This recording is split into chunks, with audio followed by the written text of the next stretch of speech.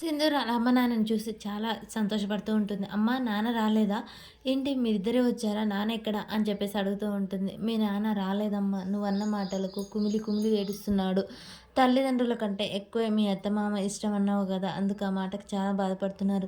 నన్ను క్షమించమ్మా. ఆ రోజు చూటిపోటి మాటలు అంటుంటే తట్టుకోలేక అలా అన్నాను. అంతకు మించి ఏమీ లేదు" అని చెప్పేసి ఏడుస్తూ ఉంటుంది. "సరేలేమ్మా, సరే ఊరుకో" అనగానే, "నాన్నని ఇకనైనా రమ్మనమ్మా" అని చెప్తే, "సరే నేను పంపిస్తాలే కానీ కూర్చో అమ్మా, ఇటు కూర్చొని మాట్లాడు." "ఏంటమ్మా ఏం మాట్లాడకుండా అలా ఉన్నావు?" అని చెప్పగానే, "నేను నీతో మాట్లాడాలనే వచ్చానమ్మా, కానీ" అని చెప్పేసి నసుకుతూ ఉంటుంది వాళ్ళమ్మ.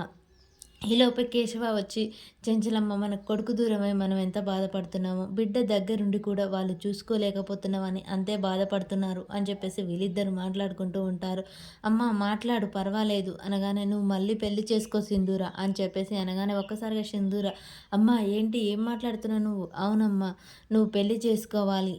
నాకేం తక్కువైందమ్మా, అమ్మ ప్రేమ ఉంది, అత్తమ్మ ప్రేమ ఉంది. ఇంతకంటే నాకు ఇంకేం కావాలి" అనగానే, "అత్తింటి ప్రేమ ఆహ్, అమ్మింటి ప్రేమ అత్తింటి బోగటం కదమ్మా సంతోషం అంటే. ఒక భార్యగా నువ్వు సంసారం చేసుకోవాలి, పిల్లల్ని కనాలి.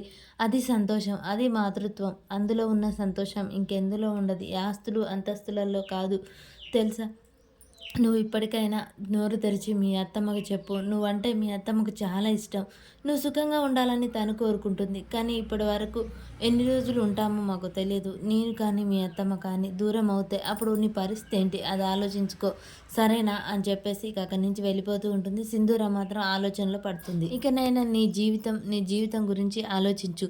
మీ అత్తమ్మ నీ మాట కాదనదు. కాబట్టి ఖచ్చితంగా నువ్వు పెళ్లి చేసుకుంటానని చెప్పు" అని చెప్పేసి వాళ్ళమ్మ సింధూర దగ్గరైతే మాట తీసుకొని అక్కడి నుంచి వెళ్ళిపోతుంది. మరి సింధూర చెంచలమ్మని పెళ్లి చేసుకుంటానని అడుగుతుందా?